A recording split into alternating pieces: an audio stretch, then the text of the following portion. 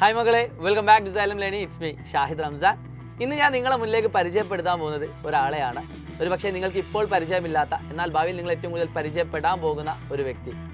ACCA global rank ഹോൾഡറും അതോടൊപ്പം തന്നെ Xylem ACCA academic ഹെഡും കൂടിയാണ്. പേര് മിജാൽ ഹംസ സർ.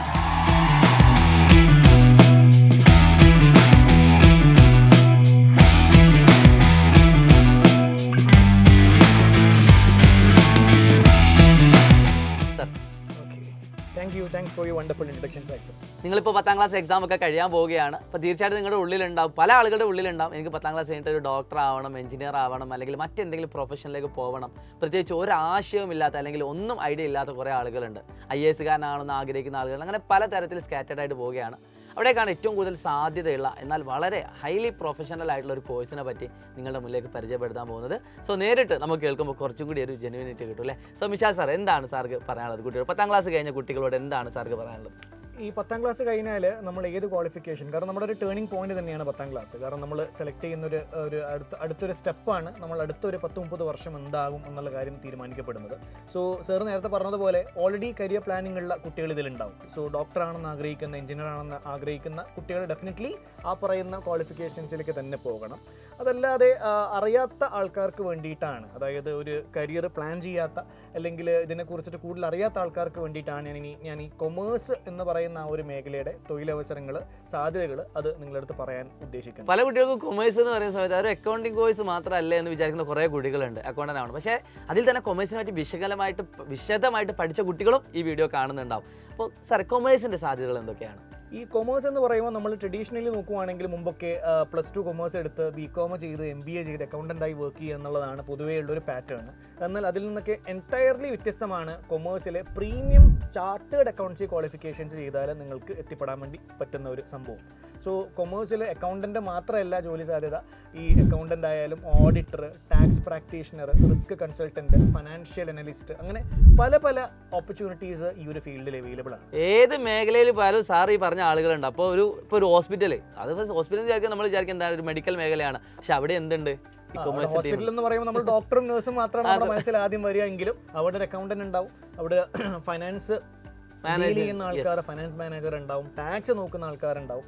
അത് ഹോസ്പിറ്റലിൽ മാത്രമല്ല ഏതൊരു ഇൻഡസ്ട്രി, എല്ലാ സെക്ടറിലേക്കും വരുന്ന ഒരു ടീമാണ് ഈ കൊമേഴ്സ് ടീം. അതായത് ബിസിനസ് ചെയ്യുന്ന എല്ലാ മേഖലകളിലും കൊമേഴ്സിന്റെ ഒരു സാധ്യത ഉണ്ട്. അപ്പം വൈഡ് ഓപ്പർച്യൂണിറ്റീസ് ആണ്, വൈഡ് സ്കോപ്പ് ആണ്. ഞാൻ കേട്ട മറ്റൊരു കാര്യം എന്താ വെച്ചാൽ, ഈ ഡോക്ടർ, ഈ ഇപ്പോൾ മെഡിക്കൽ മേഖലയിൽ ഡോക്ടർ എഞ്ചിനീയർ ആണ് ഹൈ ലെവലെങ്കിൽ, ഈ കൊമേഴ്സ് മേഖലയിൽ ഏറ്റവും ടോപ്പ് ഈ CA കാരനാണ്.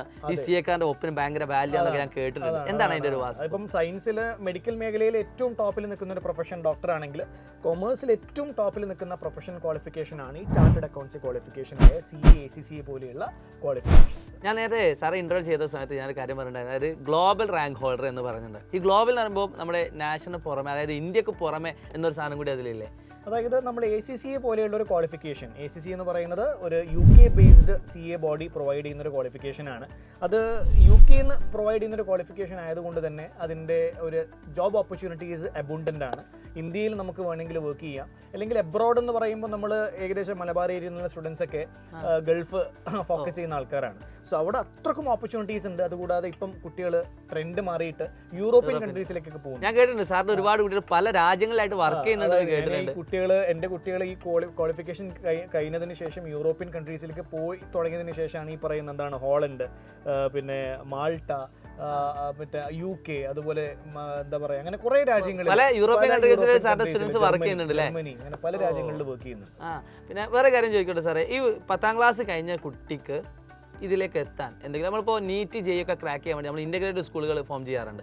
അതായത് +1 +2 പഠനത്തോടൊപ്പം തന്നെ നീറ്റ് JEEൻ്റെ സിലബസ് ഒക്കെ പഠിച്ച് നല്ലൊരു ക്രീം കുട്ടിയാക്കുക, അങ്ങനെ എന്തെങ്കിലും സാധ്യതകൾ നമ്മുടെ ACCA സ്റ്റുഡൻസ് ഓപ്റ്റ് ചെയ്യുന്നത് +2ക്ക് ശേഷമാണ്. +2 കൊമേഴ്സ് എടുത്തത്, അല്ലെങ്കിൽ +2 കൊമേഴ്സ് ആയാലും സയൻസ് ആയാലും ACCAയിലേക്ക് വരാം. അപ്പോൾ അതിനുശേഷം വരും, ഡിഗ്രിക്ക് ശേഷം വരുന്നുണ്ട്. സോ നമ്മൾ അങ്ങനെ ഒരു ഡിഗ്രിക്കൊക്കെ ശേഷം വരുന്ന ഒരു കുട്ടിക്ക് വരുന്ന ഒരു പ്രശ്നം എന്താണെന്ന് വെച്ച് കഴിഞ്ഞാൽ, ഈ ഒരു ക്വാളിഫിക്കേഷൻ അവർ കംപ്ലീറ്റ്ലി ചെയ്യത്തില്ല, പകുതി ചെയ്യും. അപ്പോൾ നമ്മൾ കേൾക്കുമ്പോൾ എന്താണ് പകുതി ചെയ്താൽ പോരെ എന്ന് തോന്നുന്ന സമയത്ത് പ്രശ്നം എന്താണെന്ന് വെച്ച് കഴിഞ്ഞാൽ, ഈ പകുതി ക്വാളിഫിക്കേഷൻ ചെയ്യുന്ന സമയത്ത് കുറേ പേപ്പേഴ്സ് അവർക്ക് എക്സംഷൻ കിട്ടും, അതായത് കുറച്ച് പേപ്പർ എഴുതിയാൽ മതി എന്നുള്ള സ്ഥാനത്തിലേക്ക് വരും. പക്ഷേ അവിടെ പ്രശ്നം എന്താണെന്ന് വെച്ച് കഴിഞ്ഞാൽ കുറച്ച് പേപ്പർ മാത്രം അവർ പഠിക്കുന്നു. സോ നമ്മുടെ ഒരു നോളേജ്, നമ്മുടെ ആ ഒരു സ്കില്ലൊക്കെ അത്രത്തോളം ഇല്ല.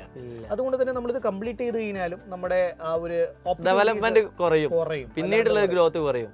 അപ്പോൾ കമ്പനീസ് മെയിനായിട്ട് നോക്കുന്നത് ഈ പറയുന്ന കാര്യങ്ങളൊക്കെ വളരെ ഡെപ്തിൽ പഠിച്ച് നല്ലൊരു എന്താ പറയുക സ്കിൽ ആൻഡ് നോളജ് ഉള്ള ആൾക്കാരെയാണ് കമ്പനീസിന് ആവശ്യം. സോ 10th കഴിഞ്ഞ് നമ്മൾ ഈ ഒരു പ്രോഗ്രാമിലേക്ക് വരുവാണെങ്കിൽ അത് അത്രക്കും നല്ലതാണ് നമ്മുടെ ആ ഒരു ഓവറോൾ കരിയർ ഡെവലപ്മെന്റിന് വേണ്ടിയിട്ട്. അതായത് ഇപ്പോൾ ഇന്റഗ്രേറ്റഡ് സ്കൂളുകളൊക്കെ അങ്ങനെ 10th നീറ്റ് ജെഇയിൽ സൈലം പ്രൊവൈഡ് ചെയ്യുന്നത് പോലെ തന്നെ നമ്മൾ കൊമേഴ്സിലും ഒരു ഇന്റഗ്രേറ്റഡ് സ്കൂൾ പ്രോഗ്രാം നമ്മൾ ലോഞ്ച് ചെയ്യുന്നുണ്ട്. അപ്പോൾ അതൊരു 5-year പ്രോഗ്രാമാണ്. 5-year പ്രോഗ്രാമാണ്. 10th കഴിഞ്ഞ് +1 +2 അവർ നമ്മുടെ കൂടെ പഠിക്കും. അതിന്റെ കൂടെ ACCA സ്റ്റാർട്ട് ചെയ്യും. പിന്നെ ഡിഗ്രിയും അവർ നമ്മുടെ കൂടെയാണ് ചെയ്യുക. അതായത് പഠിക്കുന്ന സിലബസ് കൊമേഴ്സ് പഠിക്കുന്ന അതേ സിലബസിന്റെ കൂടെ തന്നെ ACCA വേണ്ട ആവശ്യമുള്ള എക്സ്ട്രാ കാര്യങ്ങൾ നമ്മൾ സിലബസിൽ നമ്മൾ കൊമേഴ്സ് പിന്നെ ഡിഗ്രി കൊടുക്കും.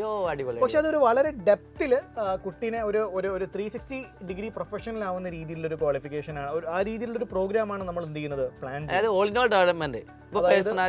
അതായത് ക്ലാസ്സുകൾ മാത്രമല്ല, നമ്മൾ പേഴ്സണാലിറ്റി ഡെവലപ്മെന്റ് ആയാലും ഇന്റർവ്യൂ ട്രെയിനിങ് ആയാലും ലാംഗ്വേജ് ട്രെയിനിങ്, അതുപോലെ തന്നെ എക്സ്ട്രാ സ്കിൽ ഡെവലപ്മെന്റ്, ഈ പറയുന്ന പ്രോഗ്രാംസ് ഒക്കെ ഇതിൽ ഇന്റഗ്രേറ്റ് ചെയ്യുന്നുണ്ട്. അതുകൂടാതെ നമ്മളൊരു 6 months to 1 year ട്രെയിനിങ് പ്രോഗ്രാമും കൂടി അഡീഷണൽ ആയിട്ട് ഒരു കമ്പനിയിൽ എങ്ങനെ വർക്ക് ചെയ്യണം, ഏത് രീതി, ആ കറക്റ്റ് അറ്റ്മോസ്ഫിയർ കുട്ടിയെ കൊടുക്കുക. അപ്പോൾ ഒരു 20-21 വയസ്സാകുമ്പോഴേക്ക് കുട്ടി +2 കംപ്ലീറ്റ് ചെയ്ത് ഡിഗ്രി കംപ്ലീറ്റ് ചെയ്ത് ACCA കംപ്ലീറ്റ് ചെയ്ത് ഒരു വർഷത്തെ എക്സ്പീരിയൻസ് ഉള്ള ഒരു പ്രൊഫഷണലാണ്. ജസ്റ്റ് 21 years ആവും. 20-21 years ആകുമ്പോൾ ഒരു ടോട്ടൽ ഒരു ഡെവലപ്മെന്റ് കുട്ടിക്ക് വരും. നമ്മൾ ഒരു കോസ്റ്റ് ബെനിഫിറ്റ് അനാലിസിസ്, നമ്മൾ കൊമേഴ്സിൽ എപ്പോഴും കോസ്റ്റ് ബെനിഫിറ്റ് അനാലിസിസ് ആണ് പറയുക. അതായത് നമ്മൾ എന്തൊരു തീരുമാനം എടുക്കുന്ന സമയത്തും ബെനിഫിറ്റ് കോസ്റ്റിനേക്കാൾ കൂടുതലാവണം. സോ ഡെഫിനറ്റ്ലി എനിക്ക് പ്രോമിസ് ചെയ്യാൻ പറ്റും ഈ ഒരു കോഴ്സ് ഓപ്റ്റ് ചെയ്യുന്ന കുട്ടികൾക്ക് അവർ ഇൻപുട്ട് ചെയ്യുന്ന അവരുടെ ടൈം, എഫേർട്ട്, അല്ലെങ്കിൽ എമൗണ്ട്, മണി, അതിനേക്കാൾ കൂടുതൽ ബെനിഫിറ്റ് അവർക്ക് ഈ ഒരു പ്രോഗ്രാമിൽ നിന്നുള്ളതാണ്.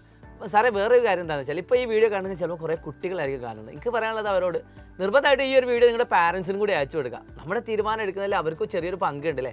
എന്ന് കരുതി പാരൻസ് പറയുന്ന അതേ രീതിയിൽ എടുക്കണം എന്നല്ല പറയുന്നത്, പക്ഷേ പാരൻസിന് അയച്ചു കൊടുക്കുക. നിങ്ങൾക്ക് ഇഷ്ടപ്പെട്ടെങ്കിൽ തീർച്ചയായിട്ടും ചൂസ് ചെയ്യുക. സാർക്ക് എന്താണ് അതിനെ പറ്റി പറയാനുള്ളത്? അതായത് നമ്മൾ ഈ ഒരു വീഡിയോ കേട്ടപ്പോൾ നിങ്ങൾക്ക് ഈ ഒരു കൊമേഴ്സിൻ്റെ അല്ലെങ്കിൽ ACCA അവസരങ്ങൾ അതിനെക്കുറിച്ചിട്ട് ചെറിയൊരു ഐഡിയ കിട്ടിയിട്ടുണ്ടാവും. സോ നിങ്ങൾ ഇതിൻ്റെ മുകളിൽ തന്നെ റിസർച്ച് ചെയ്യുക.